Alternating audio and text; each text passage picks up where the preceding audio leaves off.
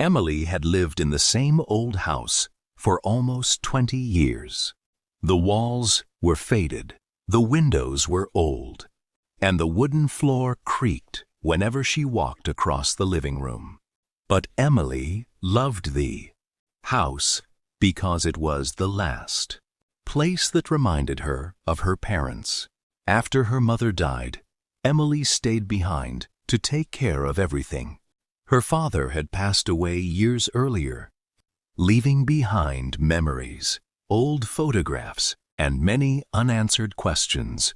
But there was one person Emily had tried not to think about. Her brother, Daniel. He had disappeared from their family 12 years ago. Emily believed he had abandoned them. She had no idea that the truth was still hidden inside the house. Emily still remembered the night Daniel left. They had been standing in the living room while their father shouted at him, "You have destroyed this family," their father said angrily. Daniel's eyes filled with tears. "I never wanted to hurt anyone," he whispered. Their father pointed toward the door. "Then leave." Daniel looked at Emily one last time. She wanted to stop him, but she was too afraid. The door closed behind Daniel, and for 12 years he never returned. Emily eventually convinced herself that he had chosen to leave them. But that belief was about to change. One rainy afternoon, Emily decided to repair the old wooden floor. As she moved a piece of furniture, she noticed something strange. One floorboard was slightly raised. She knelt down and touched it. "This wasn't like this before," she whispered. She found a small tool and carefully lifted the board. Underneath was a dusty wooden box. Emily stared at it. Her heart began beating faster. Why had someone hidden a box beneath the floor? She slowly pulled it out. There was something written on the top, her father's initials. Emily opened the box. Inside was an old Bible, covered in dust. She immediately recognized it. It had belonged to her father. He had kept that Bible beside his bed for years. Emily carefully picked it up.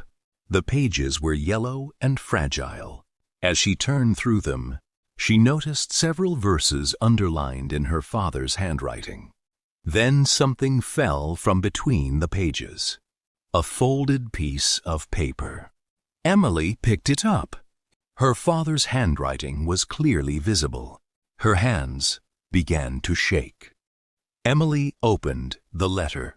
The first sentence made her heart stop. "My dear Emily, if you are reading this, I am probably no longer here." She continued, "There is something I should have told you a long time ago." Emily sat down on the floor. Her eyes moved slowly across the page. Then she read something she never expected. Daniel did not leave because he stopped loving this family. Emily's breathing became heavy. She continued reading. "He left because I asked him to." The room suddenly felt silent. Emily stared at the letter in disbelief. For 12 years, she had believed a lie. The letter revealed what had really happened.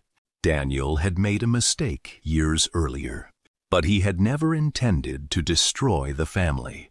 Their father had made a serious financial decision. When everything went wrong, he became ashamed.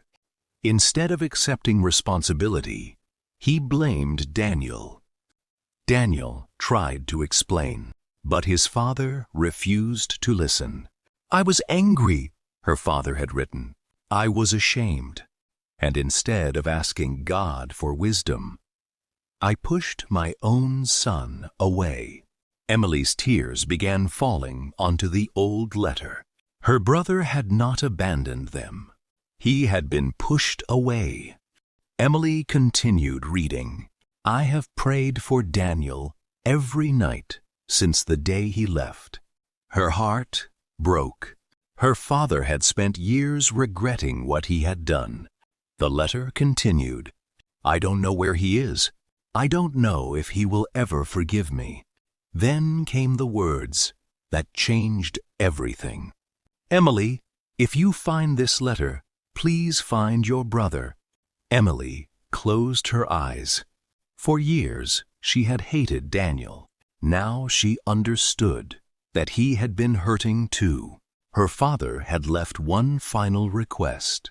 Tell him that his father was wrong. Tell him that he was loved. Emily fell to her knees beside the broken floor. She held the old Bible against her chest. God, she whispered through her tears, I don't know where Daniel is. She wiped her face.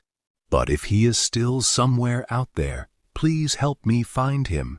For the first time in 12 years, Emily prayed for her brother, not with anger, not with blame, but with love. The next morning, she began searching through every old box in the house. She found photographs, old birthday cards, school certificates, and then she discovered something that made her heart race. An old envelope. Daniel's name was written across it. Emily opened the envelope. Inside was an old address. It was the only clue she had. She immediately began searching for information connected to that address. After hours of searching, she finally found a possible phone number. Emily stared at the screen. Her finger hovered over the call button. What if Daniel didn't want to hear from her? What if he had forgotten them? What if he hated their family? Emily closed her eyes. Then she whispered, God, give me courage. She pressed the call button. The phone rang. Once, twice, 3 times. Then someone answered. Hello? Emily froze. I'm looking for someone named Daniel. There was silence. Who are you? Emily swallowed. My name is Emily. The woman on the other end became quiet. Emily? Yes. I'm sorry. Who are you? Emily's voice trembled. I'm his sister. Another long silence followed. Then the woman said, He lives here. Emily's heart nearly stopped. Can I speak to him? A few seconds later, another voice came through the phone, a voice she had not heard for 12 years. Hello? Emily covered her mouth. It was Daniel. Daniel. The other end became silent. Then she heard him breathe deeply. Emily? She began crying. I found Dad's Bible. Daniel said nothing, and I found his letter. His voice became weak. What did it say? Emily closed her eyes. He told me the truth. Daniel remained silent. He said he was wrong. He said you didn't deserve what happened. Daniel began crying. For 12 years, he had carried the pain alone. Now, someone finally knew the truth. Emily whispered, Dad wanted me to find you. Daniel answered through tears. I wanted to come home so many times. A few weeks later, Daniel returned to the old house. Emily stood at the front door. She saw him standing outside. For a moment, neither of them moved. They were no longer children. They were 2 adults carrying 12 years of pain. Daniel slowly walked toward her. Emily whispered, I thought you left because you didn't care. Daniel shook his head. I never stopped caring. Emily began crying. I was angry with you. I know. I should have looked for you. Daniel looked at her. So should I. Then they hugged. For the first time in 12 years, the family had taken its first step toward healing. Daniel entered the living room. His eyes moved around the house. Everything looked smaller than he remembered. Then he noticed the broken floorboard. "What happened here?" he asked. Emily smiled through her tears. "That is where I found Dad's Bible." She showed him the old wooden box. Daniel touched the Bible. Their father's handwriting was still visible. He opened the pages. Then he found the verse his father had underlined years ago. Love keeps no record of wrongs. Daniel looked at Emily. Maybe Dad understood this too late. Emily nodded. Maybe we don't have to. That evening, Emily and Daniel sat together for hours. They talked about their childhood. They talked about their father. They talked about the night Daniel left. And for the first time, they allowed themselves to forgive. Not because the past had been acceptable, not because the pain had disappeared, but because they refused to let the pain control the rest of their lives. Daniel looked at his sister. "I wish Dad had told us the truth." Emily held his hand. Maybe he couldn't.